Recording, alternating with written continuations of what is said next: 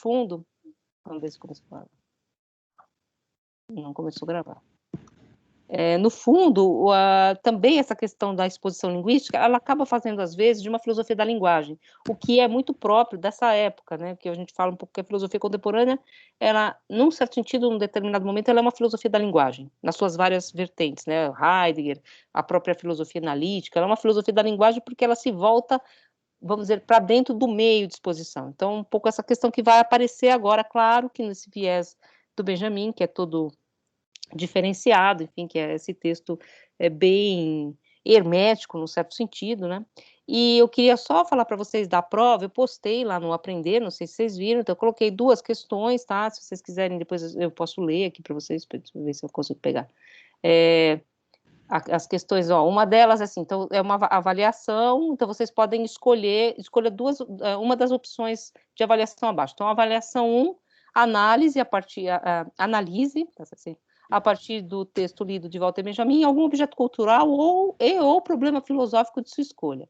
Então, algum problema filosófico, que pode ser o problema, a comparação do Benjamin com Heidegger, quer dizer, não precisa, tá? Acabei de falar um troço super difícil.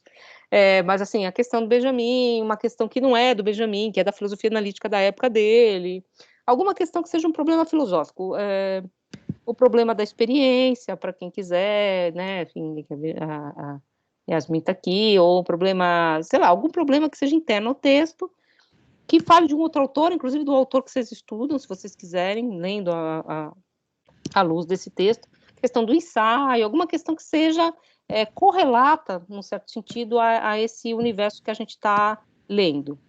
Essa é uma das propostas, eu sei que é uma proposta para quem já tem algum trabalho parecido com o que a gente está trabalhando, eu sei que vários de vocês nunca estudaram nada nessa área, enfim, então, né, não é a área de vocês, então vocês podem não ter nenhuma ideia, era o que eu fazia muito em estética, eu falei para vocês que eu parei de fazer recentemente porque não estava mais dando o mesmo resultado, que eu achava bem legal deixar pelo menos um trabalho, porque a gente fazia 2, né, agora está bem cortado, só faz um, que era um trabalho mais para as pessoas trazerem elementos de fora da filosofia, inclusive, às vezes, elementos daquilo que vocês estudaram, né, porque muita gente já fez uma graduação. Aí perdi, ai meu Deus. E a outra é a avaliação 2, a partir das leituras do curso, comente um dos trechos abaixo. Aí vocês escolherem um desses 2 trechos, que a gente já comentou bastante. O primeiro, que não é o primeiro, é o segundo, método é caminho direto, desvio. A exposição como desvio portanto, a característica metodológica do tratado. Exposição aí, a palavra é representação no original, né, na tradução. Eu já coloquei exposição aí para marcar que é a grande questão dessa parte do texto que a gente leu, que é a questão da Darstellum, né, da forma de exposição e não de representação. Inclusive, nessa parte do texto que a gente vai ler agora, aparece uma outra forma ainda de representação, que é a palavra representação do latim, que a gente ainda vai comentar. Mas, assim, então, falar um pouco dessa questão do método, que é o que a gente vem trabalhando até agora. O que vocês podem fazer para quem está completamente voando? Dá para ver as aulas, espero que as aulas estejam mais ou menos organizadas, assim, não sei muito como está chegando em vocês, e fazer um certo resumo, porque eu acho que todas as questões que a gente falou até agora têm um pouco a ver com essa noção de método, a método que ele chama de método do tratado, e ele faz essa relação com a Idade Média, um pouco para escapar exatamente do aspecto moderno. Então, fazer um pouco essa leitura, que pode ser desde uma leitura bem histórica, bem expositiva, que não precisa ser nada, não precisa mimetizar o Benjamin. Ou uma exposição mais tópica, você ir mais pontualmente a um único problema, falar da questão do método como desvio, como ela aponta para a questão da forma ensaio, a forma do tratado, para quem tiver, se alguém está trabalhando aqui, eu não sei, porque às vezes a pessoa pesquisa isso, estou admitindo as pessoas aqui, se alguém pesquisa isso, assim, pesquisa o tratado medieval, porque também pode ser que eu vou falar até assim por mim, eu não sei se eu concordo plenamente com a leitura que ele faz do Tratado Medieval, porque ele chapa um pouco o que é a Idade Média. Eu acho que o estudioso da Idade Média pode falar, não, mas ele também está vendo isso de uma forma estereotipada, ele cria uma espécie de imagem também na noção de Tratado Medieval, né? Que é uma figura meio imagética, que remete ao mosaico, mas o mosaico, ele pertence a uma parte muito específica da Idade Média, também pode ser uma crítica, não precisa ser alguma coisa que vocês compram, não. E o outro trecho que eu coloquei, que é um trecho que a gente vai ler nas próximas aulas, eu acho que dá tempo da gente terminar o texto, até porque depois dessa parte mais sobre a linguagem, que a gente vai falar hoje, a gente entraria numa parte que eu acho que para nós interessa menos, entre aspas, porque já que aqui é um curso de teoria do conhecimento e não de estética, que é a parte em que ele entra nos exemplos estéticos, porque ele está construindo esse preâmbulo metodológico exatamente para tratar do drama barroco alemão. E aí ele entra com a ideia do drama barroco alemão. Então, até essas próximas duas partes aqui, a palavra como ideia, o caráter não classificatório da ideia, e aí ele já vai indo para uma teoria da arte. Então, ele já vai indo para a filosofia da arte. Então, a gente termina na filosofia da arte, óbvio, a gente se encaminha para esse espaço, mas não é um espaço que eu queria privilegiar, não. Eu queria privilegiar mais esse debate. Oi, Carlos. Eu queria mais privilegiar esse debate, que é o debate do método, tá? E volto a falar para vocês, se vocês quiserem também fazer essa exposição mais geral, assim, isso tem a ver, esse modelo benjaminiano que ele está expondo aqui, com o que depois vai ser a teoria crítica, né, o modo do que a gente chama de teoria crítica. Então, é um pouco uma espécie de germinação dessa forma da teoria crítica. Aí, o outro trechinho que eu botei aqui, tá, para a prova, vocês podem escolher um ou outro, ou os dois. As ideias, ou os ideais, na terminologia de Goethe, são a mãe fáustica. Elas permanecem escuras até que os fenômenos as reconheçam e circundem. Esse, evidentemente, é uma coisa mais hermética, né, por enquanto, mas depois vocês vão ver que, na verdade, é um pouco o resumo, esse próximo trecho que a gente lê na aula que vem, que é a parte das ideias, ele meio que resume toda essa questão que está sendo aberta até agora sobre a questão do Platão, né, que é essa ideia de como as ideias, os fenômenos, os conceitos, eles se articulam para fazer com que a verdade lampeje, né, para fazer com que as ideias sejam expostas, sem se perder, e como ele diz aqui no finalzinho da frase, né, de um golpe, dois resultados: salvar os fenômenos e expor as ideias. Então, você salva os fenômenos enquanto fenômenos, mas você, ao mesmo tempo, faz com que dos fenômenos brilhe, vamos dizer assim, essa sua verdade, são as ideias. Então, é um pouco o fechamento, né, e essa mãe fáustica, que é uma ideia também que depois vocês vão ler muito, tá? Enfim, inclusive virou uma espécie de lugar comum, que é a noção de constelação, né? Você faz uma constelação fenomênica em torno da ideia, que ele vai retomar aqui, e a gente tenta ler essa parte aqui. E aí o Gabriel me falou, né, que ele tinha algumas questões mais da filosofia da linguagem que ele achava que seria legal trazer. Como eu tinha falado para vocês, a ideia era um pouco que vocês também quisessem, né, não vou falar assim, porque como é um tópico, né, fazer essas intervenções, de trazer algumas ideias do que vocês estão pesquisando, para a gente ir juntando também. E aí ele falou de apresentar as groselhas aqui, que ele falou. E aí eu acho que teria tudo a ver, porque a gente vai entrar exatamente nessa questão. Então eu chamei essa aula, inclusive, de linguagem e ideia. Professor, olha só um pequeno parênteses aqui. Quanto tempo eu tenho? Porque ficou meio grande essas bobajadas aqui. Eu acho que você pode ficar, porque a minha ideia era assim, depois, se o caso der tempo, a gente leria só esse parágrafo que seria a palavra como ideia. Então, como eu acho que vai ter tudo a ver, eu acho que pode usar o tempo da aula. E aí a gente vai intervindo. Então, eu vou fazer o seguinte: eu tentei desdobrar aqui o tópico nesse fundamento que o Benjamin vai dar, meio retrospectivo, meio místico assim, para a linguagem, e depois essa abertura que ele dá a partir do conceito de origem, né? Em oposição ao conceito de gênese. Eu acho que se eu apresentar tudo, pode ficar meio grande. Então, eu vou tentar dar esse fundamento, aí depois você assume, tá? Tá, pode ser. Só que, assim, deixa eu só tentar compartilhar aqui. Eu tenho como compartilhar? Ou só Tem. tem? Tem, tá vendo? Do lado do microfone tem uma setinha. Sim, tá, achei. Peraí, deixa eu achar. Aí só uma coisa, quando você for mudar o slide, às vezes você tem que mudar, não adianta você ficar mudando como se você estivesse mudando o slide normalmente. Você tem que mudar naquela lista que aparece para você, sabe? Sei. No modo de exposição, porque senão às vezes não muda.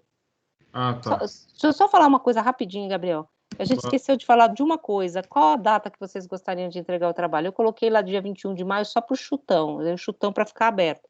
Mas lembrando que 28 de maio é o último dia de aula. Que dia que vocês gostariam de entregar?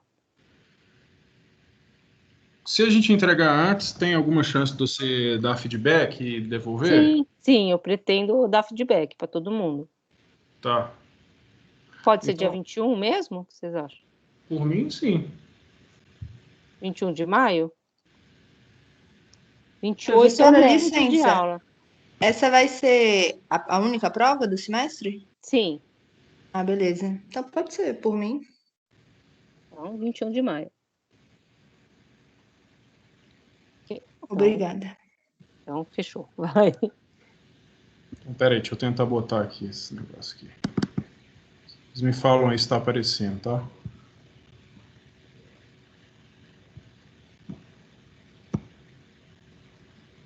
Foi? Sim. Foi. Sim. Tá vendo? Pois é, ó, para começar, eu só queria registrar que eu fiz aqui não só essas bobajadas, não só a partir do texto que a gente está lendo. Eu li uns outros aí, principalmente o ensaio sobre a linguagem geral, a linguagem dos homens, a tarefa do tradutor e tal, que são mais ou menos assim os textos meio que básicos, né, do assunto nele. E eu botei esse título, esse subtítulo, para deixar claro que o tema é a linguagem a partir dele, mas eu não tenho a menor pretensão de explicar o que ele pensou, o que ele quis dizer, nem que só aquela leitura está certa, é só que isso é a filosofia dele, esses textos dele são o meu ponto de partida mesmo. E eu tentei, nesse subtítulozinho, eu tentei expressar isso combinando uma parte daquela citação que é conhecida dele, que está no papel sobre Proust, né? Proust, como que se chama mesmo? A imagem de Proust, é isso? A imagem de Proust, é. Imagem de Proust. Com o texto um pedaço do conto do Borges, que é o Pierre Menard, que ele vai dizer isso aí, que é uma ideia um pouco dessa mônada, né? Que assim, todas as pessoas podem conter todas as ideias, assim. É isso, a ideia de abertura, assim, meio que para justificar que eu não sei do que eu estou falando, mais ou menos isso. O que eu ia falar? Deixa eu passar por outro slide aqui. Ele usa o Benjamin, para começar nesse ensaio sobre a linguagem geral, a linguagem dos homens, ele faz assim, ele pega o livro do Gênesis como um ponto de partida para as reflexões dele sobre a linguagem. E ele justifica essa escolha, esse ponto de partida, de uma maneira muito interessante, que ele diz que qualquer reflexão sobre a linguagem, ela parte do mesmo princípio de que a Bíblia vai partir nesse particular.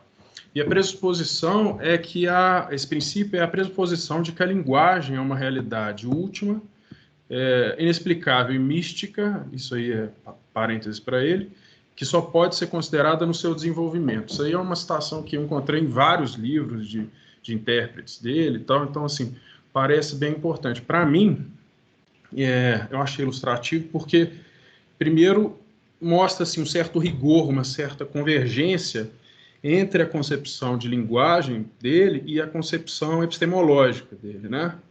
Porque quando ele diz que é só no desenvolvimento, e a ênfase, e fui eu que dei aí nesse slide, quando ele fala que é só no desenvolvimento que a gente pode cogitar sobre a língua, isso enfatiza, pelo menos eu entendi assim, a importância do desenrolar fenomênico da linguagem numa relação histórica com alguma ideia fundante, né? Quer dizer, uma relação, de um lado, entre a linguagem como fenômeno histórico, múltiplo e fragmentário, de outro lado, uma certa âncora metafísica, vamos dizer assim, da qual vem esses desenvolvimentos. E do mesmo jeito que no ensaio sobre o Barroco, ele vai, como você tem explicado para a gente, ele vai, né, falar dessa dialética entre a coisa e a ideia, entre o fenômeno e a ideia. Outra coisa que me chamou a atenção nesse princípio dele é o fato de que, de maneira sutil, isso também traz à lume essa distinção entre o conceito de gênese, né, e o conceito de origem, que é o que vai garantir depois, assim, vamos dizer, uma abertura da linguagem dele como uma concepção não meramente restauratória, mas também aberta e prospectiva do ponto de vista histórico. Mas isso é bem sutil, eu não sei se eu vou conseguir explicar nem chegar lá. De qualquer maneira, peraí, deixa eu passar o slide. Tá aí. De qualquer maneira, esses dois pontos me chamaram, assim, meio que orientaram meu jeito de ler, e fizeram, assim, de uma maneira um pouco esquemática, eu fragmentar, eu separar, de um lado, uma leitura mais mística e genética, assim, meio que retrospectiva, não sei se essa expressão é muito adequada, mas, e de outro lado, uma leitura mais originária e mais aberta mesmo. E eu não sei se, como eu falei aqui no começo, não sei se vai dar tempo de falar de tudo, e nem sei se eu vou ter fôlego, mas eu vou começar pela leitura mais retrospectiva, porque eu acho que ela facilita o entendimento de tudo, e também porque ela meio que é assim, uma espécie de um alicerce, né, da filosofia da linguagem. Não sei se eu entendi errado, você concorda com isso, professor? O que você acha? Opa, estava fechado o microfone. Da questão retrospectiva, que eu acho que você poderia pensar que tem essa questão de uma questão rememorativa da linguagem, né? Então, retrospectiva nesse sentido, sim. Isso. E como, né, essa questão um pouco mística de que a linguagem ela remonta a Adão e ela remonta a essa primeira nomeação, nesse sentido. E, por um outro lado, essa linguagem que é aberta a uma historicidade, que é essa noção de desenvolvimento também, que é uma questão como se o fenômeno tivesse se atritando, vamos dizer assim, com o conceito, né? Que é um pouco uma noção hegeliana, assim. Uhum. Bom, então, no ensaio sobre a linguagem em geral, ele, como eu disse, ele vai partir do livro do Gênesis, particularmente é a segunda história da criação, e ele vai descrever, deixa eu passar o slide aqui, peraí, ele vai descrever o movimento de criação a partir de uma espécie de dialética entre a palavra divina, o nome e a palavra humana. Ele quer dizer, ele vai falar de um ritmo ternário, e o que ele quer dizer com isso é que, quer dizer, sobre a luz, por exemplo, ele fala, haja luz, Deus, né, Deus fala, haja luz, depois ele vê que a luz era boa, depois ele nomeia a luz de dia. Então, quer dizer, ele cria pela palavra, ele conhece aquilo que ele criou, e depois ele nomeia a criatura. Isso é um pouco diferente da criação do homem, vai dizer o Benjamin, porque na criação do homem não incide esse ritmo ternário, quer dizer, ou nas duas versões bíblicas são um pouco diferentes, né? Mas assim, ou ele é criado a partir do barro, ou então ele é criado à imagem e semelhança do Criador, né? Então, quer dizer, essa distinção tem uma implicação, porque é só o homem que vai receber do Criador o dom da linguagem e o poder criador dessa linguagem. Mas uma coisa que eu não sei se está exatamente, não está assim claramente no Benjamin, mas que é interessante, é assim, que a palavra humana e a palavra divina já se separam porque, assim, só em Deus, né, assim, numa linguagem aristotélica, enquanto ato puro, vão coincidir criação, conhecimento e nomeação. Então, em alguma medida, isso vai justificar mais lá na frente essa degradação da linguagem, vamos dizer assim, no Benjamin, né? E eu acho que ele insinua isso quando ele diz, dando aspas para ele agora, que privado da atualidade divina, esse poder criador da linguagem converte-se no homem em conhecimento, ou seja, muito diferentemente da palavra divina, o homem tem, através da linguagem, uma potência de criação, simplesmente, não uma criação concomitante ao conhecimento, como no Fiat Lux, que eu exemplifiquei agora há pouco. Mas, de qualquer maneira, entre a palavra divina e a palavra humana, eu botei aqui esse solzinho brilhando aqui, entre a palavra divina e a palavra humana se coloca o nome. Quer dizer, o nome exerce uma função de mediação também entre a palavra de Deus e a palavra humana. E nesse sentido é que ele vai dizer que toda linguagem humana é só o reflexo da palavra divina, no nome.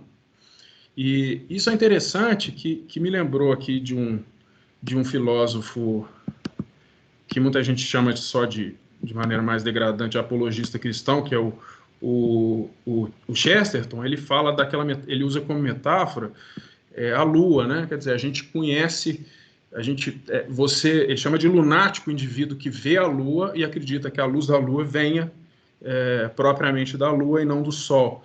Assim como, assim, no caso do Benjamin, o poder criativo, né, do dom da palavra, passa pelo nome, mas não vem, na verdade, do nome. O nome simplesmente conecta, faz a intermediação entre a palavra do homem e a palavra divina. Mas para tentar deixar a coisa um pouco mais clara, eu vou dar o exemplo, eu vou dar a explicação que está no Testemunhas do Futuro, Pierre Bourret, sabe, professora? Messianismo e filosofia. Que aí ele vai falar do Benjamin, do Gerson Scholem e tal. Ele divide as eras da linguagem no Benjamin, ele define como 3 eras conhecidas. Primeiro, essa palavra criadora de Deus, em que a realidade e a linguagem são perfeitamente coincidentes. Depois, para usar assim, uma linguagem que não é desse autor, mas eu acho que tem a ver, é do Proust, que é a idade dos nomes, né? uma segunda era. Na idade dos nomes, a linguagem humana é a linguagem original dos homens, ela é aquela anterior à queda, a linguagem propriamente de Adão, né? Que Benjamin vai chamar de adamítica ou adâmica, conforme a tradução. E, em seguida, a partir da queda, vai se romper essa conexão da palavra humana com o nome, e, por consequência, vai se romper também o vínculo entre a linguagem humana e a palavra divina. E aí que é nesse momento em que, perdida essa ancoragem teológica ou metafísica, como prefiras, a linguagem vai se converter num sistema arbitrário de signos, meramente comunicativo, ou seja, aí vem a Babel. Agora, só para deixar claro que assim, esse manejo da linguagem e da narrativa bíblica talvez não deva ser tomado, ou não precisa necessariamente ser tomado como uma tentativa do Benjamin de fazer uma reconstrução histórica de algo que realmente tem existido. Assim, é claro que alguns leitores de inclinação mais materialista, a professora Jeanne Marie, por exemplo, ou Otto Georg, da UFMG, eles vão dizer que não, ele não quis propor nenhuma reconstrução de algo que tenha se passado na realidade. E outros vão falar, o Gerson Scholem, por exemplo, que era correspondente, né, e amigo dele, vão dizer, não, ele está, assim, descrevendo um paraíso perdido no passado da humanidade em algum ponto. Mas, de qualquer maneira, o que importa aqui, pelo menos para mim, é que esse tema religioso serve para sugerir esse entendimento da linguagem humana numa dimensão não comunicativa, né? Não sígnica, se eu posso dizer assim. É nisso que ele vai se separar, o Benjamin, talvez, de toda a linguística e de toda a semiótica mais contemporâneas, assim. Eu até provoquei a professora a propósito do Saussure uns tempos, né? Logo no começo do semestre, e depois, estudando mais, eu vi que eu estava pensando uma grande bobagem, porque não tem nenhuma convergência possível, o apartamento é total, a separação é extrema entre a concepção do Saussure e a do Benjamin, né? Porque para o Saussure, que talvez seja o semiólogo mais importante que a gente que se conhece, ele vai tomar a linguagem exatamente como um conjunto de convenções sociais, né? Para permitir o exercício da faculdade comunicativa. Então, isso é completamente diferente do que o Benjamin está dizendo aqui. De qualquer maneira, aceitando ou não esse relato do Benjamin como uma realidade histórica, o que parece claro é que ele se ressente da perda, né, dessa dimensão não comunicativa, dessa dimensão nomeadora, né? É nesse sentido que a professora estava falando aí de uma rememoração, né, de uma nostalgia, e é por isso que eu usei o termo retrospectiva. Quer dizer, o Benjamin está voltando a olhar para alguma coisa que se perdeu e que ele acha que merece ser recuperada, né? Mas nostalgia de quê? Eu botei aí no slide. Assim, em outras palavras, o que é essa faculdade nomeadora? Isso aí é foda. Desculpe, está gravando. É meio difícil de responder.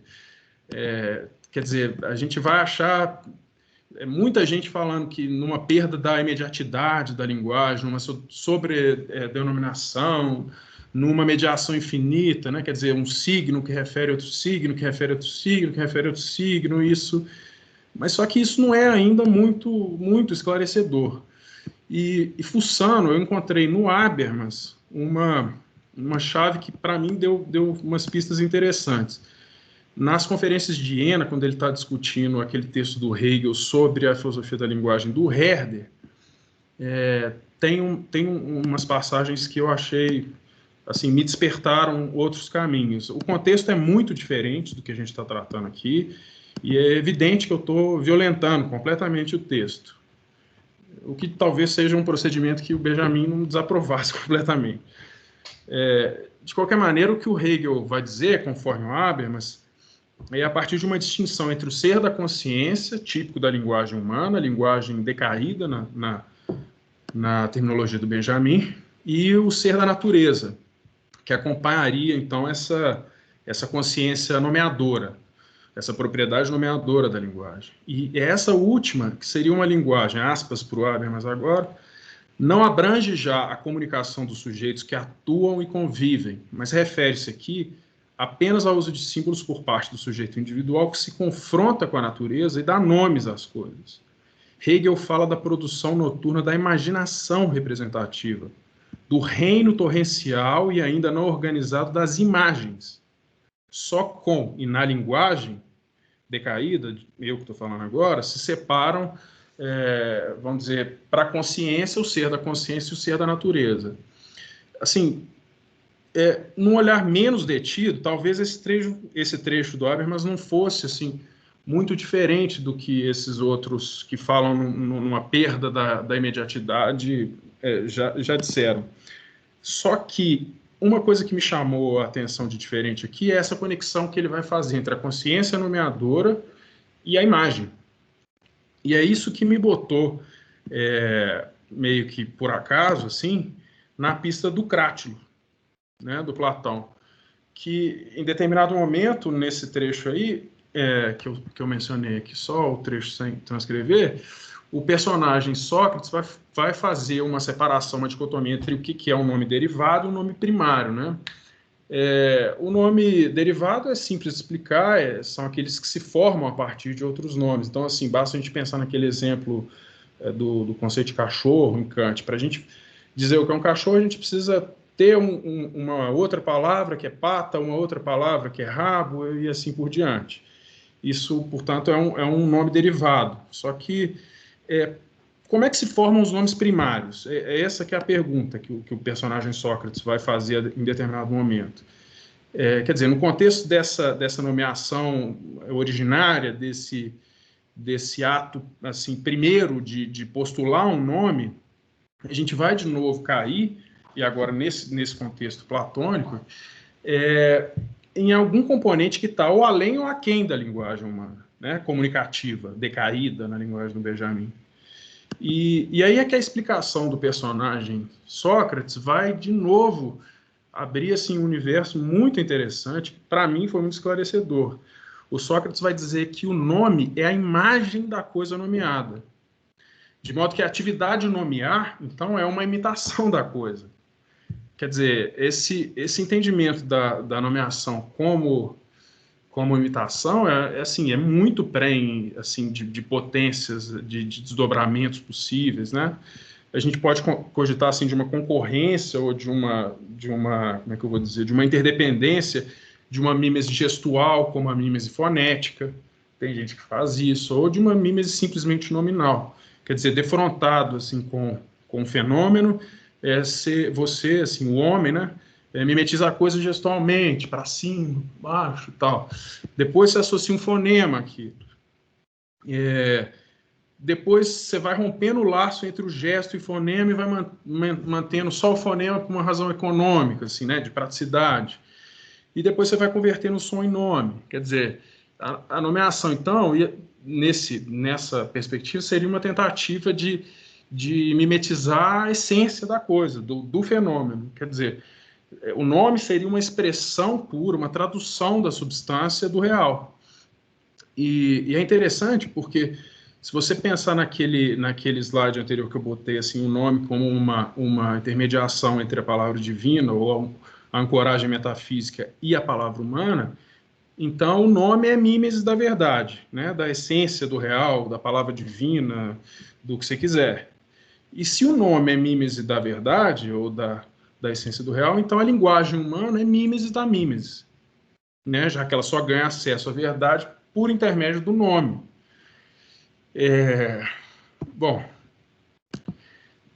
dada essa ideia, né, do que é, então, uma dimensão nomeadora da linguagem, a gente poderia perguntar o que significa a nostalgia no Benjamin. Quer dizer, o que ele pretende exatamente? Ele está propondo uma restauração pura e simples, um retorno a esse estado paradisíaco? O que ele está fazendo exatamente?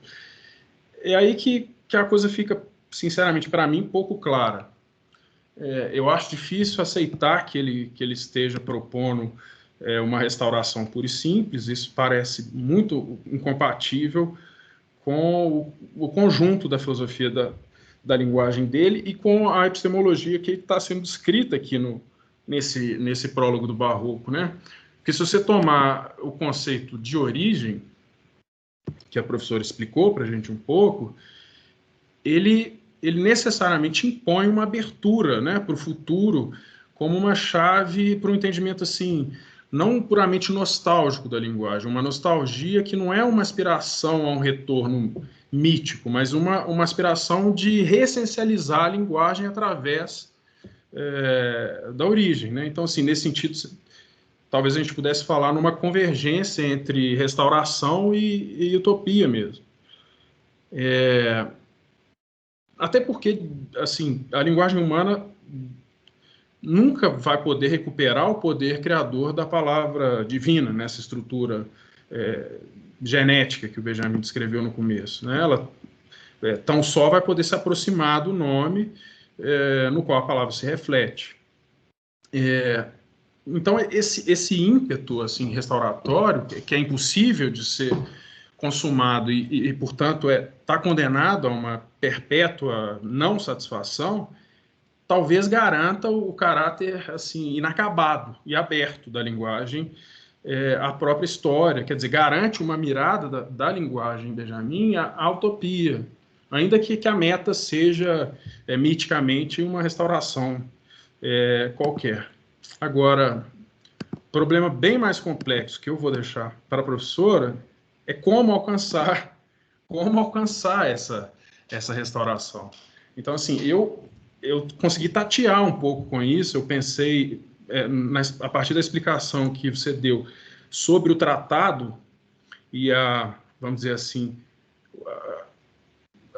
a sucessão de citações colocadas, muitas vezes não no seu contexto muito claramente, talvez isso seja uma forma de fazer aquilo que ele vai chamar de violentar a linguagem, né? de anacronizar deliberadamente para poder buscar aquilo que existe de essencial por trás do palavrório, né? E o outro método é o que ele expressamente vai dizer no ensaio sobre a função do tradutor, mas que também eu vou te falar, que troço difícil de entender, viu? Meu Deus do céu.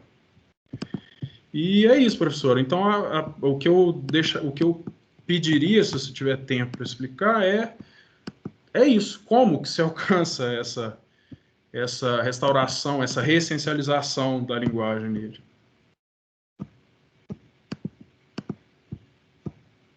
Consegui abrir. Oi. Consegui abrir. Espera aí, deixa eu tirar isso aqui. Tá. Como que eu tiro agora, prof? Eu acho que você tem que parar de compartilhar, acho que é ali em cima, né? De novo na flechinha. Tá. Calma aí. Parar a apresentação. Tá. Isso. Deu? Deu, né? Está aí com por isso que você veio com a Torre de Babel, né? Justamente. Então, eu acho que você trouxe umas questões bem legais, assim, que eu acho que são um problema, assim, eu não sei o que eu pensaria ainda, mas você colocou algumas questões que aproximam o problema do Benjamin de uma solução que é heideggeriana, num certo sentido, né? Que é um pouco essa ideia de que você teve um momento que no caso do Heidegger, esse momento da queda, entre aspas, é o momento da mediação que se dá com aquilo que a gente chama de filosofia, né, que é a filosofia de Platão, enfim, então você tem uma espécie de mediação, e o momento em que você pensa, então, uma separação, se você pensar no Heidegger, quando ele está falando do Parmênides, né, que a coisa não significa, que você tem a verdade, a epifania da verdade é a verdade, não é uma verdade significada, você não tem esse vão entre significante e significado, se quiser. Então tem essa questão da imediatez, que é uma questão quase que romântica. E toda a crítica que, pelo menos o Adorno, o Benjamin não faz uma crítica direta, ele não tem uma crítica direta ao Heidegger, eles vão fazer exatamente essa ideia de origem nesse sentido. Então é um pouco, a questão é um pouco assim, essa origem que o Benjamin vai tentar avançar aqui no texto, ela é diferente, ou ela tenta ser diferente da noção de origem, que é uma origem com salto para fora da história, né? Então, essa noção de uma questão originária que teria um momento antes da mediação. Esse momento antes da mediação, que seria esse momento antes da queda, né? Mas assim, claro, o Benjamin não deixa claro nada disso, aliás, ele não deixa nada nunca claro, né? Porque, por exemplo, do que você estava falando, ele fala exatamente aqui, né? Em última análise, contudo, na origem dessa atitude não está Platão, e sim Adão, pai dos homens e pai da filosofia. A nomeação adamítica está tão longe de ser jogo e arbítrio, ou seja, de ser convenção, que somente nela se encontra a confirmação paradisíaca, né? Então, essa ideia de que não precisa ainda lutar contra a dimensão significativa das palavras. Então, ele falou aqui, né, nesse momento em que você nomear é dar a imagem da coisa, né, sem nenhum tipo de separação convencionada. E se esse momento existiria em algum lugar, ou se isso é uma espécie de ficção heurística, enfim, que se coloca como uma espécie de origem da filosofia. Porque depois ele vai falar que a noção de origem, ela é totalmente histórica, né? Então vai fazer exatamente essa questão, né? Então fica assim, há várias leituras, você trouxe aí nessa leitura que pensa o Benjamin mais dentro de uma questão do Scholem e dessa filosofia da reconstituição, da restauração, né? Enfim. E esses outros autores que puxam a sardinha do Benjamin, que fazem um Benjamin mais hegeliano nesse sentido, né? Que é um pouco assim, qual seria a questão? Mais, como você falou do Habermas, mas enfim, você tem uma questão da consciência que tem que se externar no seu objeto para chegar a ser um terceiro, né? Então você tem uma consciência que se espelha nesse objeto, que é um primeiro momento, que é a imagem, que é na verdade essa separação da consciência dos seus objetos, para um terceiro momento esse objeto ser conceituado, né? Então você tem alguns autores que leem mais esse movimento no Benjamin. Acho que alguém queria falar, diga. Eu levantei a mão, não sei se tinha mais alguém. Não, acho que era você. Que eu não vejo quem está com a mão bom. levantada. Eu vejo um número com a mão levantada. Diga. Também só tô vendo eu. Bom, primeiro, parabenizar o Gabriel. Muito boa apresentação. Gabriel colocou um problema que me acompanha também na pesquisa, que é essa relação com o passado, né? Será, então, que o Benjamin quer restaurar ou é um olhar para uma abertura para o futuro, né? E aí tem um elemento, pelo menos que durante meus estudos eu percebo, que é a importância do que ele vai chamar de aqui e agora, né? Então, é uma abertura no presente que possibilita, então, a vislumbrar pelo menos o futuro, né? De perceber a construção no agora, que pode ser, então, a transformação, né? Do que a gente tem enquanto reconhecido, né? De mundo, enquanto objeto, enfim. E aí eu acho que uma chave para entender o conceito de origem é compreender o conceito de história. Talvez. Porque eu tinha muita dificuldade a primeira vez que eu li para diferenciar essa relação de origem e gênese, né? Gênese, então, é essa relação linear, e origem seria essa abertura no presente, e é sobre ela que meio que vai se reconciliar passado e futuro aí para o Benjamin. Não sei se seria reconciliação, mas uma relação não linear, né, desses dois do tempo. Eu acho que talvez seja uma das chaves para a leitura. Mas é isso. Fala da história, Yasmin, você pode? Porque é tão... Eita, Parece tão difícil, sacou? Assim, oscila tanto, parece que tem hora que você entendeu, aí depois ele usa a palavra num modo que parece ser oposto ao que você tinha entendido. É meio surtante. tem. Vou pedir para Priscila para uma aula só para falar da história. Tô brincando, mas eu posso falar brevemente. Benjamin, ele vai perceber esse lado melancólico do Benjamin, ele vai utilizar as formas de transmissão, né? De transmissão de conhecimento, transmissão de experiência, tanto que é um dos conceitos chaves, né, do Walter Benjamin e também da filosofia moderna. E aí, o que ele encara como desafio, né, para se compreender, é como, então, pensar esse mundo que está modificado, né, as formas de conhecer o próprio mundo, tanto que vai ser um dos pontos, né, a transformação da percepção humana, a forma como os seres humanos se comunicam, essas coisas estão se modificando, né? Com isso, quais são os impactos, né, na história? E aí, uma das formas de se pensar a história vai ser sobre esse modo dialético, que falar dialético não explica muita coisa, mas é todo esse desafio, né, que o Benjamin coloca nesse prólogo, né, epistemológico crítico. E aí uma das chaves vai ser muito conceitual mesmo, que é essa relação sujeito-objeto, que é a própria forma de se compreender. É assim que eu estudo, né? É assim que eu vejo. A professora Priscila, claro, pode complementar. Eu só estou tentando caminhar com minhas próprias pernas. Mas eu acho que esses conceitos meio que estão imbricados. Então, acho que vocês estão tocando numa questão que eu acho que é uma questão para o pessoal que é especialista, inclusive, no Benjamin, né? Como a gente já até falou, o pessoal que estuda mais de perto, há alguns autores que veem uma ruptura do jovem Benjamin, que é o Benjamin metafísico, desse da teoria da linguagem adamítica, dessa relação com Scholem, que tinha, assim, que tem esses elementos, né, de uma certa filosofia que carrega elementos da teologia, né, e que pensa esses elementos originários, e que seria uma filosofia que teria elementos nostálgicos, no sentido de que você teria esse salto para fora da história, num certo sentido, né, como a questão da Torre de Babel, que são os exemplos que o Benjamin lida muito com eles, né.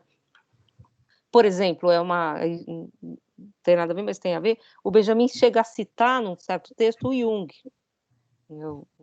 a ideia dos arquétipos, que seriam elementos que seriam extra-históricos, né? E isso é muito criticado no âmbito dessa filosofia mais dialético-histórica.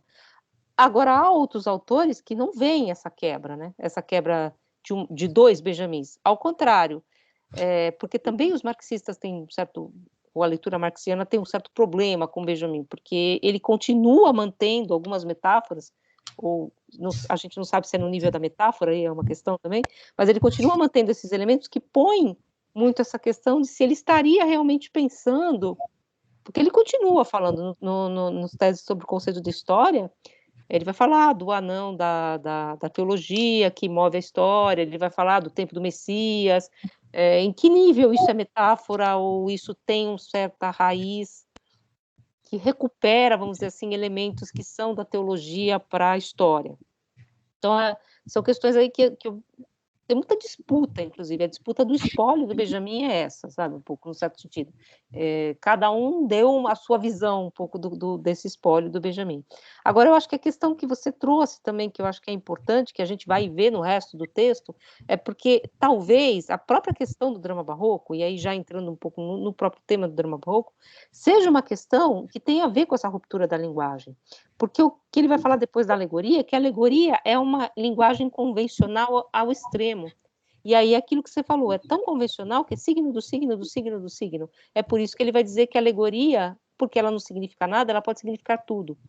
Então essa espécie de linguagem que perdeu esse elo adamítico, vamos dizer assim, esse elo com as coisas. Então ela é uma linguagem, a linguagem alegórica, que é totalmente histórica.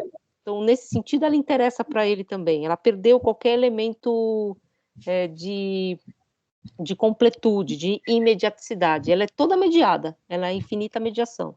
E é por isso que a alegoria ela passa a ser depois também quase que uma espécie de modo de conceber a história, né? A própria história como uma história alegórica nesse sentido, porque ela é da ordem da convenção, mas ela tenta o tempo todo, num certo sentido, isso é próprio da alegoria, recuperar esse elo perdido, né?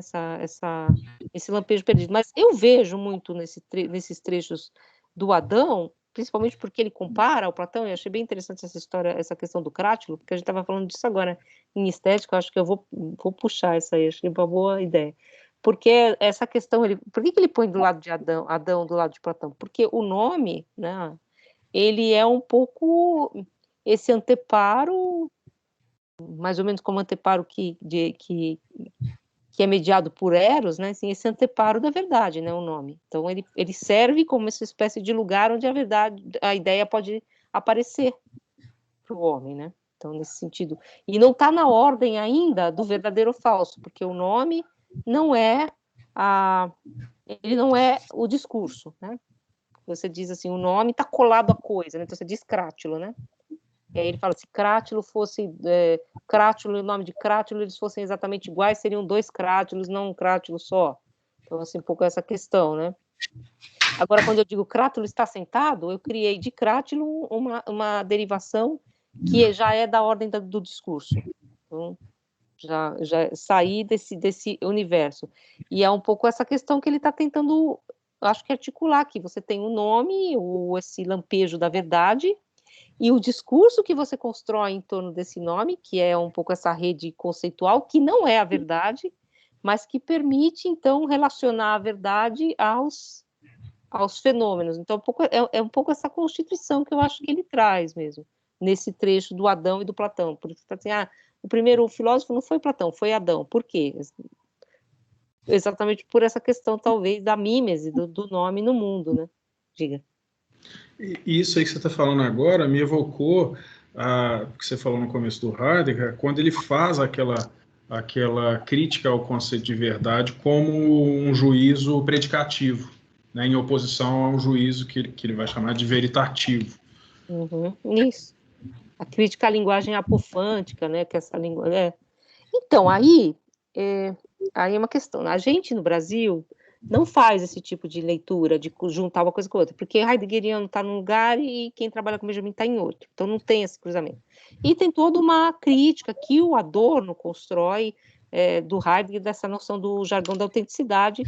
Agora, e o Benjamin tem um texto em que ele critica o Heidegger. Agora, eles foram contemporâneos, né, e eles não se citam, praticamente. Eu acho que tem um texto do Benjamin que fala do Heidegger, e o Heidegger, que eu saiba, está no meu limite, ele nunca se manifestou, talvez porque estivesse em uma outra região. Mas os problemas que eles põem são muito parecidos, né? O problema que o Benjamin põe da questão da exposição, ele também aparece no Heidegger. Exatamente isso que você colocou. Como escapar de uma linguagem que se transformou na linguagem do verdadeiro ou falso no sentido moderno. Né, e aí ele vai recuperar a noção de aletéia, como a noção de uma abertura, que se você quiser fazer assim uma aproximação, dá para colocar aqui também, né? Assim, a noção de aletéia, também ele não cita essa palavra, o Benjamin nada, mas assim, quando ele diz assim que a verdade não é algo que eu agarro na mão, mas algo que vem à clareira, para falar como Heidegger, né? E só vem à clareira porque, de algum modo, também pode se obscurecer. Então, um pouco essa questão também do invólucro que faz aparecer. Não à toa, assim, o Benjamin fala que caminho é desvio, o Heidegger, depois nos anos 50, vai escrever o Holzweg, né? Caminhos que não levam a parte nenhuma. Eles estão um pouco na mesma circulação de ideia. Agora, qual é a grande, talvez, diferença?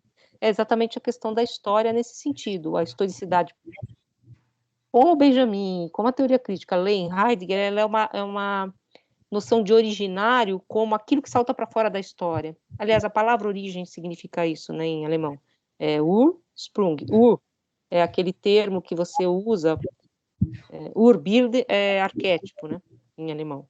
Ur é uma palavra que significa arquetípico, uma coisa muito arcaica, primeira. Tem o Urfausto, né, que é o primeiro Fausto, Goethe. Ur é a cidade de Abraão, mas não tem nada a ver, tá? Mas Ur tem é uma partícula que significa isso, alguma coisa que é fora da história. E Sprung é salto. Então, origem é salto fora da história. Quando o Benjamin pega esse mesmo termo, e é muito importante, a gente vai até falar disso, é esse o termo, não é? Porque existem vários outros termos para dizer. Existe Anfang, que é princípio. A gente acaba traduzindo tudo igual, porque todos eles significam a mesma coisa, mas ele usa o termo origem, ele usa o termo que seria o termo mais contaminado, vamos dizer assim. E aí ele diz, mas a origem é completamente histórica, não sendo genética. Então é um pouco esse jogo. Ela não é genética porque ela não está dentro dessa historicidade que tem que é linear, né? Que uma coisa leva a outra, causal, né? No tempo kantiano, sabe? Uma coisa que vem atrás da outra e que resulta, vamos dizer assim, todo o tempo é igual, tá? Enfim, seria uma meta-história. O que ele faz é um pouco uma meta-história, né? Ele tenta pensar a história. A origem é um pouco assim, depois vocês vão ver, a gente vai ler um pouco para frente, mas é um termo realmente bem difícil de conceber, mas ele vai dizer, ela é totalmente histórica porque ela é um momento em que um laço dessa historicidade, uma curva dessa historicidade, ela produz uma espécie de redemoinho em que ali nesse lugar você concentra essa força. Eu estou tendendo a ler agora, inclusive por causa do André Muniz, já que ele foi citado aqui, um pouco de um modo nietzschiano, como Nietzsche fala nas extemporâneas. Você tem que pensar a história acumulada de agoras, ou seja, acumulada de momentos que foram absolutamente separados do contínuo. O Nietzsche fala isso, claro, fazendo uma crítica ao Hegel, né? Mas só assim, não é um tempo em que todos os momentos se equivalem causalmente. Não, existem momentos que foram muito diferenciados e eles saltam fora dessa história. Então, um pouco a noção de origem, ela é histórica, mas é como se fosse esse momento que pula fora desse contínuo da história. Mas fale, Yasmin, o que você ia falar?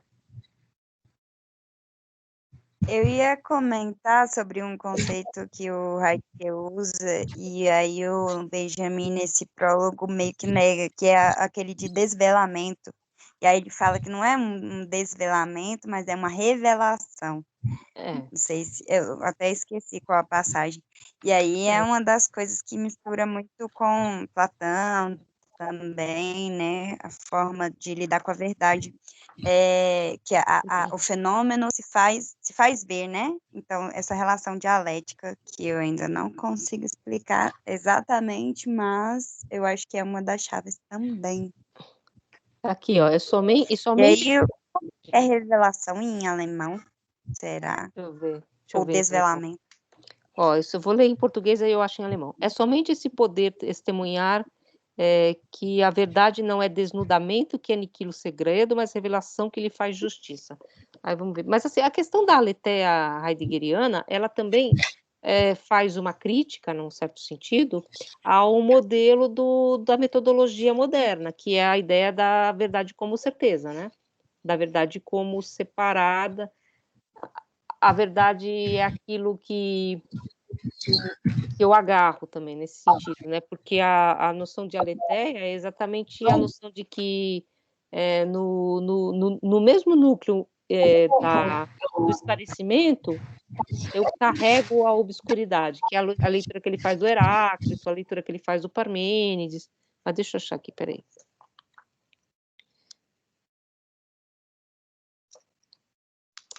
É aqui, né, gente?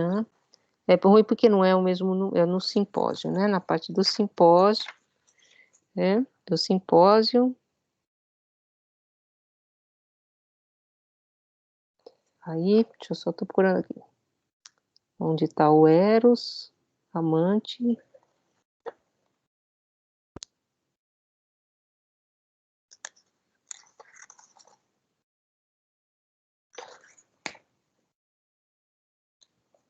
Tá, deixa eu procurar. E vai até... É difícil achar, né? Peraí. Assim, de repente. Conteúdo da verdade. Paraná. Mas eu acho que, assim, na verdade, existe toda uma diferença, assim, mas eles estão trabalhando, talvez isso seja interessante, eles estão trabalhando com questões muito parecidas. Por exemplo, o Heidegger tem todo um grupo de textos que vai tratar da questão da técnica, que é uma questão para o Benjamin depois. Né? Assim, isso, ele fala, o Heráclito todo sobre isso, o Parmênides, ele vai falar, por exemplo, quando Heidegger diz que a deusa do poema de Parmênides, quem é a deusa? Se a gente pensar que ela é mitologia, a gente está colocando ela numa ordem de uma gramaticalização do mito, né? Então, ela é a deusa de alguma coisa. Você já está colocando ela numa ordem de explicação, enquanto que o poema diz que ela é a verdade. Então, ela não é nem uma espécie de alegoria da verdade, ela é a própria Aletheia que vem, exatamente, ela é a própria verdade. E nesse sentido, deixa eu só procurar aqui, que senão eu não vou conseguir achar. Fechou, né? Momento do refúgio da beleza. Complexo.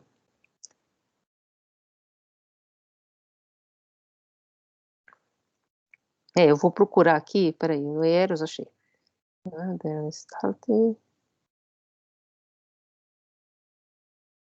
É onde ela brilha.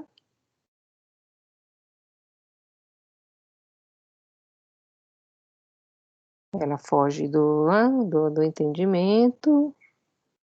Aqueles que eles vê um alemão bem tosco.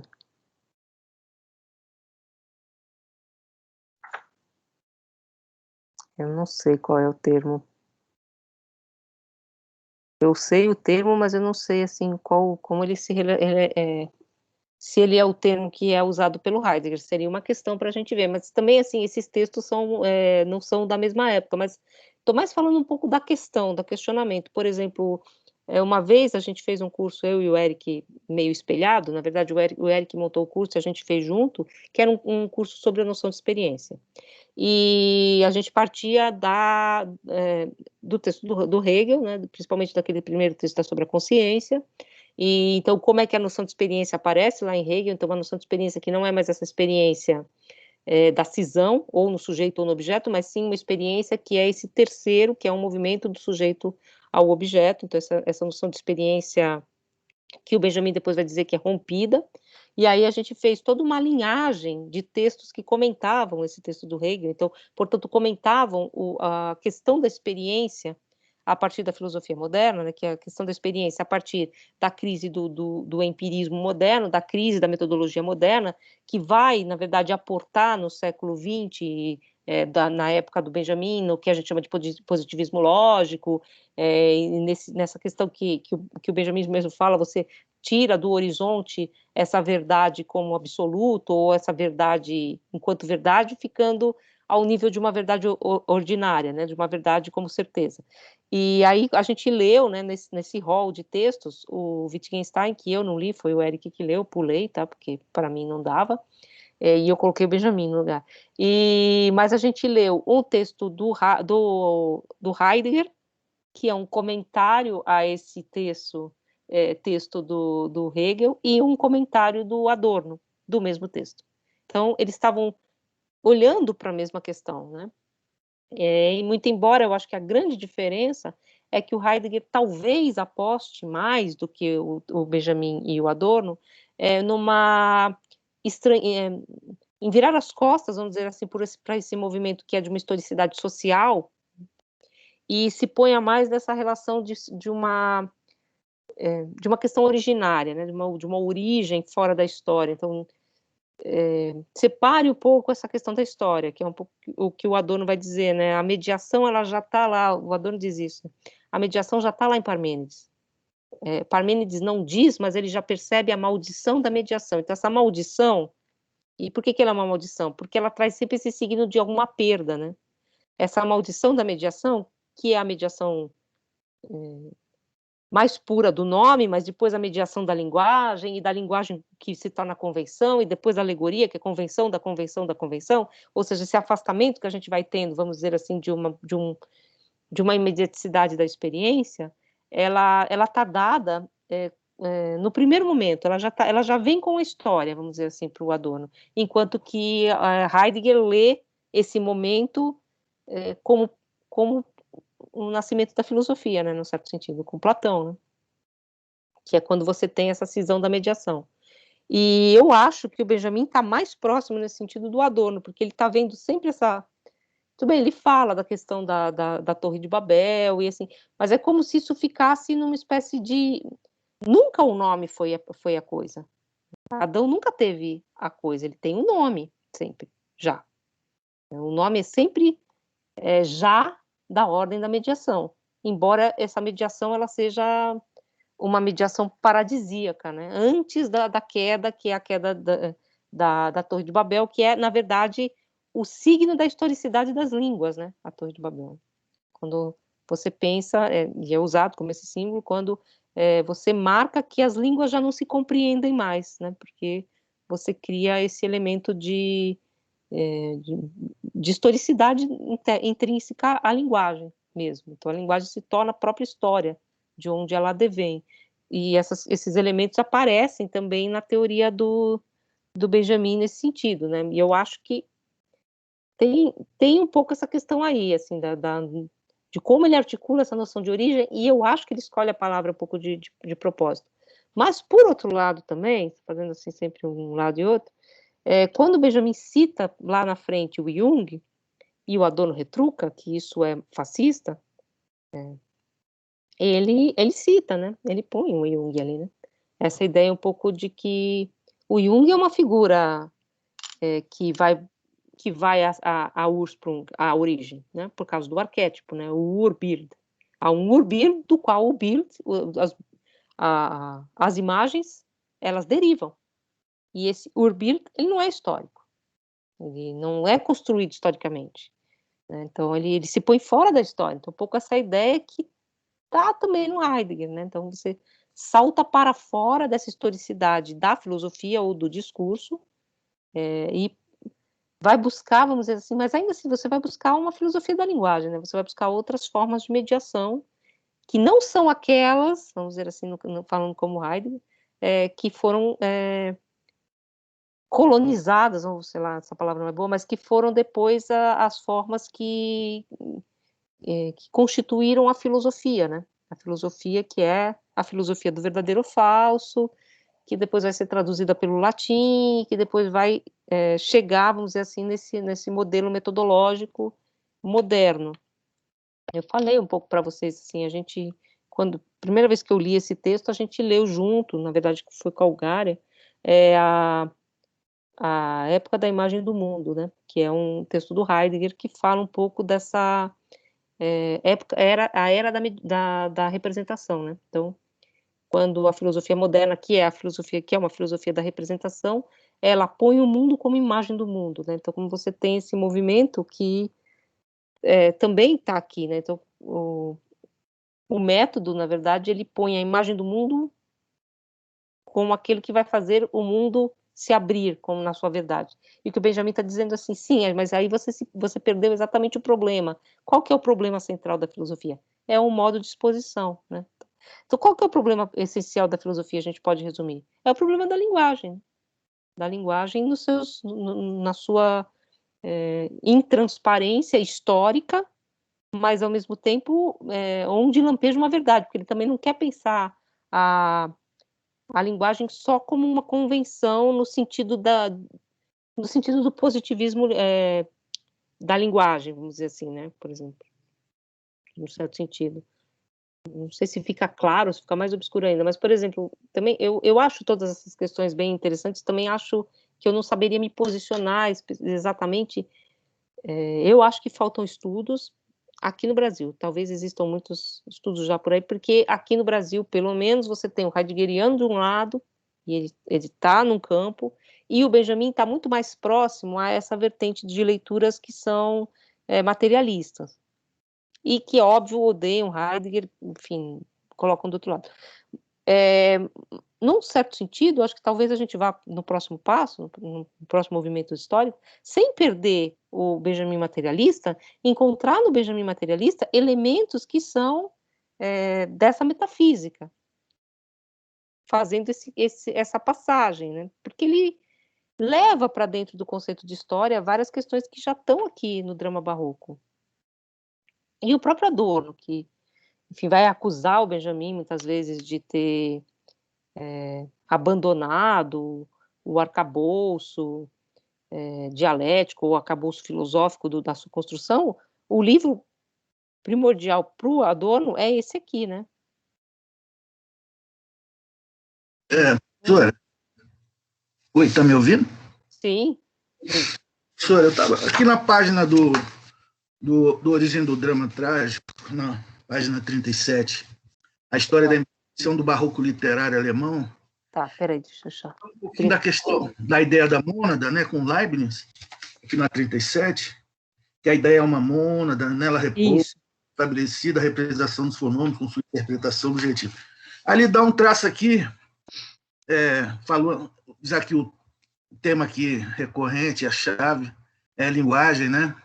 Ele fala que é a história da investigação do barroco, e aqui na frente ele fala forma dramática, a renovação do patrimônio literário alemão, inicia com o romantismo, depois vem Shakespeare, aí ele começa a falar da filologia e da linguagem. Para a filologia germânica, que começa a constituir-se de uma produção de uma classe de funcionários cultos, eram, por sua vez, muito pouco populares, e por isso suspeitas. Aí ele vai falar aqui na frente... Tanto que fossem os méritos desse homem para a formação da língua e do espírito popular, mas... Por mais consciente que fosse a sua participação na constituição de uma literatura nacional, a máxima absolutista, abre aspas, tudo para o povo, nada que venha do povo, deixou marcas demasiado visíveis no seu trabalho para que eles pudessem ter atraído filólogos da escola dos Green e de Lehrmann, né? Uhum. É alemão, né? Ou é judaico? É o CHE, né? Acho que é Lehrmann mesmo. Acho que é Lehrmann. Aquele espírito que impediu que se esforçavam por pôr de pé um drama alemão que irem buscar os seus materiais às raízes da tradição popular. E não pouco para o seu estilo tortuoso e violento. De fato, nem as lendas alemãs, nem a história alemã desempenham qualquer papel no drama do barroco, mas a vulgarização e a banalização historicista dos estudos germanísticos, no último terço do século, não favoreceu a investigação sobre o drama alemão. Então, pode falar. Eu acho que uma das coisas que eu acho que traz aqui para a gente poder puxar, que eu acho que é interessante, boa ideia que você marcou isso aqui, é a crítica que o Benjamin faz da filologia. Apesar de ele trabalhar muito próximo à filologia, é um pouco aquela questão do teor coisal e teor de verdade. A filologia, ela se apega ao teor coisal, é o teor do texto como texto, o teor da história positiva, né? A história da coisa mesmo, a história do dado. O que ele quer dizer é que esse teor coisal ele precisa ser consumido para lampejar no seu valor de verdade. Então, não é que eu abandono o nível filológico da leitura, é que esse nível filológico, que é um nível, na época dele, que está circunscrito a esses peritos, enfim, depois a gente vai ver a questão do Hegel, que eu acho que ajuda bastante a entender isso, o Hegel, que é o historiador da arte, que está um pouco dentro dessa mesma questão.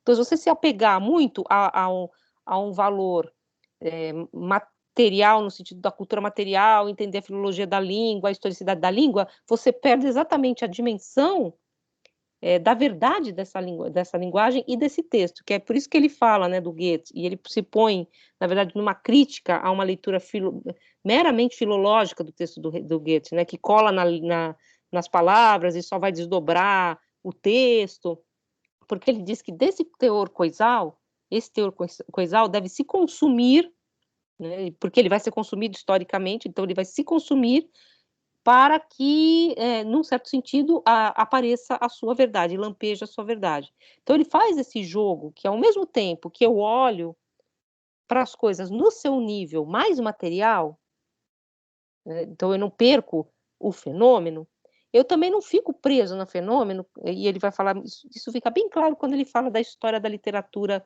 em relação ao drama barroco. Como é que eu faço para salvar o fenômeno? Eu esqueço, simplesmente faço uma dedução geral, uma hipótese sobre o que é o drama barroco? Não. mas também eu não fico colado a uma arqueologia filológica do material, que simplesmente vai fazer um inventário. E vai fazer um inventário indutivo, né? Então eu pego vários objetos antigos, filologicamente analisados, e deles eu tiro simplesmente uma média.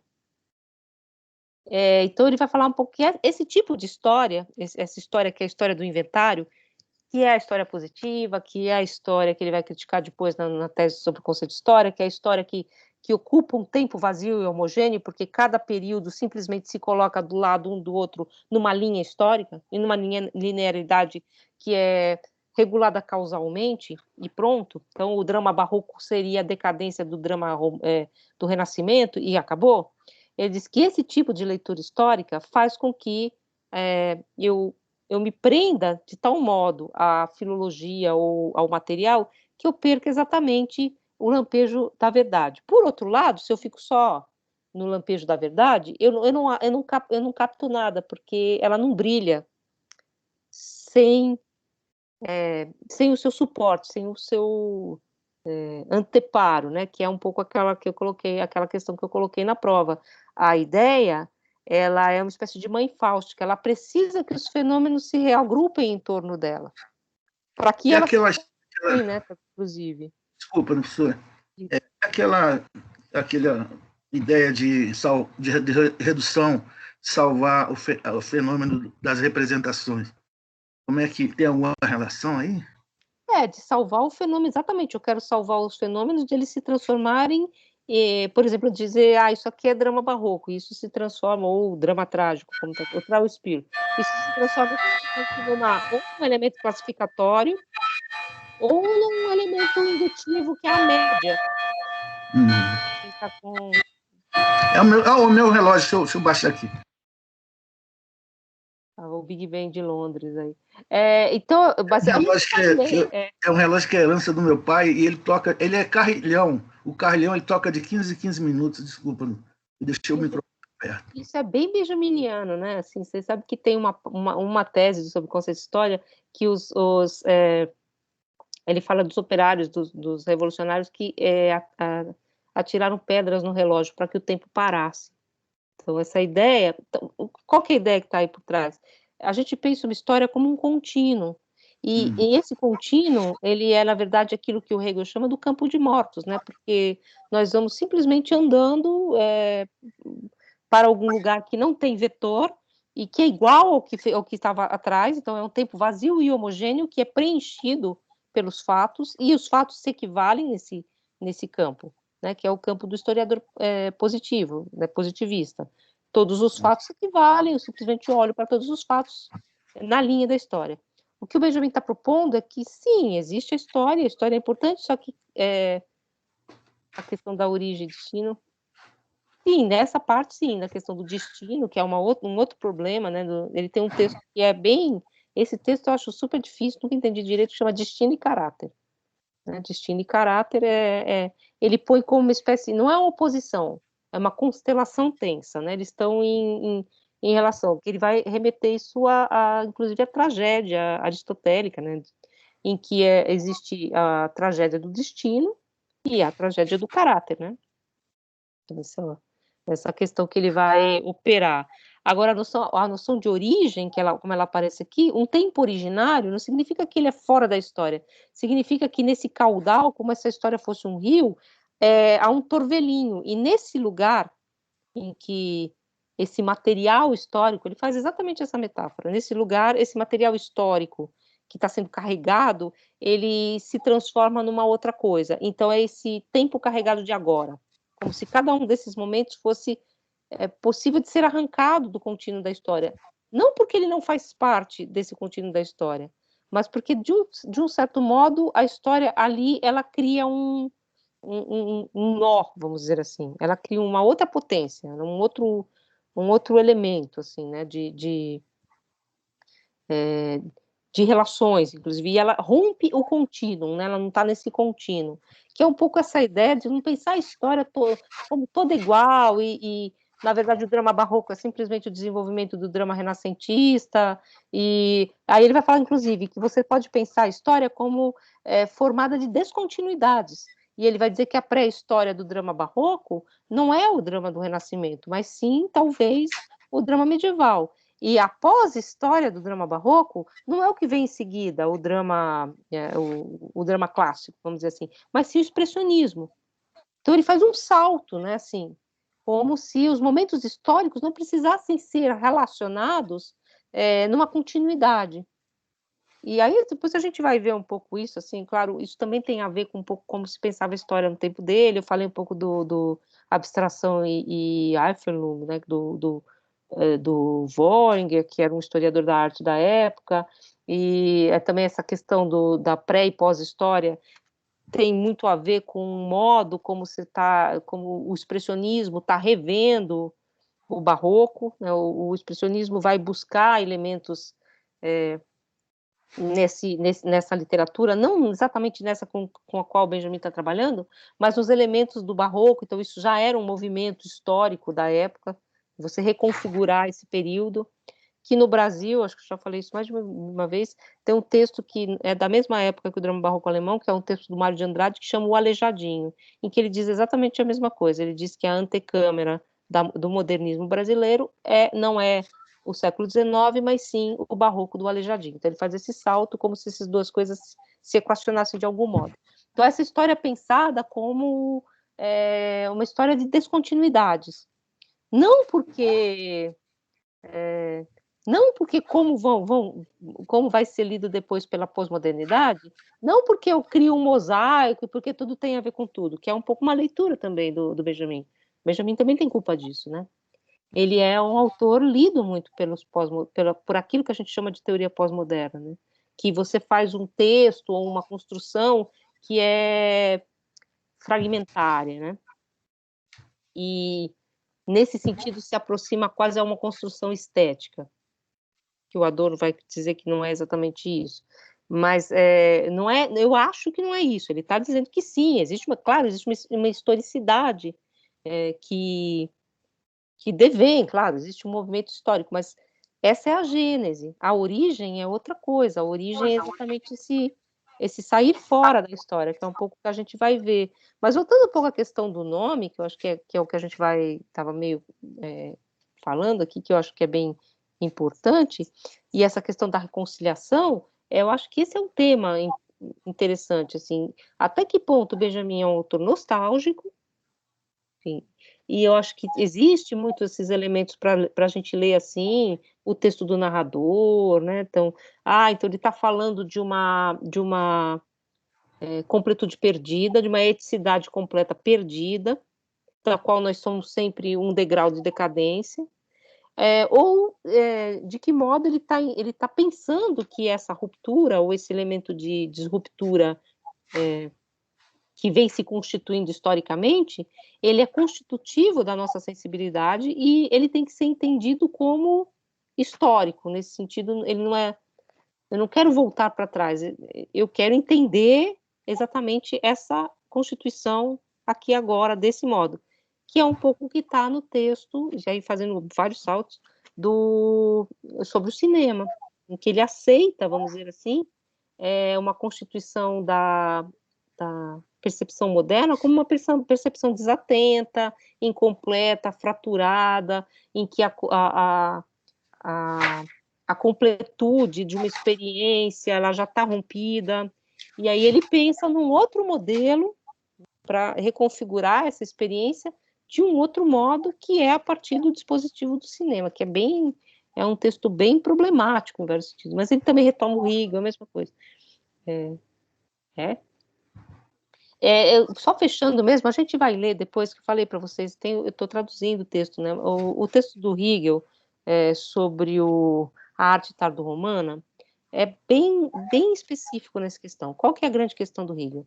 A arte tardo-romana sempre foi vista como simplesmente uma decadência da arte greco-romana. A arte tardo-romana é quando a arte greco-romana vira uma espécie de indústria. Inclusive, o livro chama a indústria da arte tardo-romana. Vira uma indústria. Você tem uma indústria de produzir obras à maneira grega, no final do Império, isso antes, né, das invasões bárbaras, ou antes daquilo que a gente vai chamar de Idade Média. Então, seria um período ali que seria constituído por uma espécie de decadência, né, você tinha aquilo que era uma arte vibrante na Roma e na Grécia, que se transforma em um padrão que vai se deformando e se orientalizando também por algumas formas. Então tem um olho grande, a proporção vai embora, e era vista muito nesse sentido. É uma decadência, simplesmente uma decadência por causa da invasão bárbara, e aí se perdem os códigos, o que sobra é deformado. Então uma espécie de deficiência histórica deste momento. Então seria um momento de decadência, de deficiência histórica. O que o Hegel faz? O Hegel corta esse momento, separa do todo da história e diz, eu vou tentar entender isso que constitui esse modo de pensar esteticamente desta época como positivo, ou seja, em que sentido? Ele não é uma decadência disso que veio aqui e uma consequência disso que vem depois. Ele é em si mesmo. Ele é aqui agora, como se não existisse, como se não houvesse amanhã. Tira tudo de lado, eu vou olhar só isso aqui. E vou tentar entender o porquê esses homens desse período, historicamente, socialmente, concebiam esse tipo de imagem. Por que essa imagem é constituída deste modo? Ela não é uma decadência técnica apenas. Ela pode ter elementos de decadência técnica, mas não é só isso. Ela não é só negativa, ou seja, ela não é só já não é aquilo e ainda não é aquele outro. Não é nem isso nem aquilo. Não, ela tem uma positividade nela mesma, que é a noção que depois o Hegel vai cunhar, que todo momento histórico ele é movido por uma Kunstwollen, uma vontade de arte, uma vontade específica que dá a ver nos seus produtos, que se dá a ver nos seus produtos, como uma completude, e é por isso que o Benjamin depois vai falar, é uma mônada, eu não tenho nem o que está aqui, nem o que está ali, não tem nem o que vem antes, nem o que vem depois, eu quero entender de forma imanente, com uma positividade no sentido de que aquilo é daquele jeito porque, de alguma forma, eles queriam que fosse daquele jeito, por uma vontade, uma volição, né, artística, e ele cunha esse termo que, na verdade, é entendido pelos materialistas, enfim, como um termo metafísico, né? A Kunstwollen é uma questão metafísica, só que o Benjamin pega esse termo e ele põe no meio do texto mais materialista que ele tem, que é o do cinema. Ele vai reconstituir, porque exatamente essa questão é muito importante. É como se você pensasse assim, a origem é isso, né? A origem tem algo de Kunstwollen, né, no seu sentido. Por quê? Porque ela é um momento totalmente histórico, porque é claro que a Kunstwollen desse momento tem a ver com a decadência do Império Romano e com a introdução de elementos cristãos que vêm degradar, num certo sentido, uma antiga religiosidade e ainda não se constituiu numa outra, então é uma época que tem essas características, o tardo Império Romano, né, de uma religiosidade múltipla, mas que já está um pouco desfigurada de um lado e não se configurou ainda do outro, né? Esse cristianismo primitivo, como ele vai dizer, que ele diz que ele não vai nem cunhar esse termo, porque isso aí já é, falar que algo é primitivo, já é pôr em relação a alguma outra coisa, né? Esse cristianismo é aquele. Ele vai falar, claro que são elementos históricos, mas se eu só pensar como produto desses vetores históricos, esse momento desaparece, porque ele vira apenas um trânsito de uma coisa para outra. E aí é que ele fala, não, ele tem uma constituição em si mesmo. E o Benjamin usa esse modelo da Kunstwollen, que ele não está nem pensando, ele nem fala do tardo romano, para pensar o drama barroco como esse momento originário, né? Em que a história ela é imanente à própria forma. Então a forma não é defeituosa, ela é histórica, nos seus defeitos, inclusive. Os defeitos são internos. Então aí o que é muito importante, eu acho que esse momento do Hegel, claro, ele se apropria do Hegel, né? Ele se apropria, inclusive ele inverte no texto sobre o cinema, ele inverte o modo como Hegel pensa, mas enfim, mas é mais assim o modelo metodológico que ele pega do Hegel, né? Porque contra quem o Hegel está se batendo também? Contra um tipo de história da arte que é meramente sociológica, no sentido positivista, que pensa a arte ou os produtos do espírito, se vocês quiserem não falar de arte, como derivados da técnica. Então, uma técnica sofisticada leva a obras sofisticadas. Uma decadência técnica leva a uma decadência da obra. Como se fosse simplesmente um espelhamento técnico. Então, o cinema é um espelhamento técnico. E aí, o que o Hegel fala é exatamente tirar esse... Ele fala que existe que na verdade, no nome do texto do cinema, ele chama... Isso, eu vou parar já, gente. O texto do cinema chama a obra de arte na era de sua reprodutibilidade técnica. Gente, eu vou parar também, porque também já passou um pouco da hora da gravação, daqui a pouco ele para, assim, também. Esse texto, quando a gente não vai tratar dele, é um texto que já está lá no Benjamin, inclusive o Adorno fala que é materialista demais, fala que é... Aí também você passou do limite, né, no certo sentido, porque você deixou de ser dialético, você está virando positivista.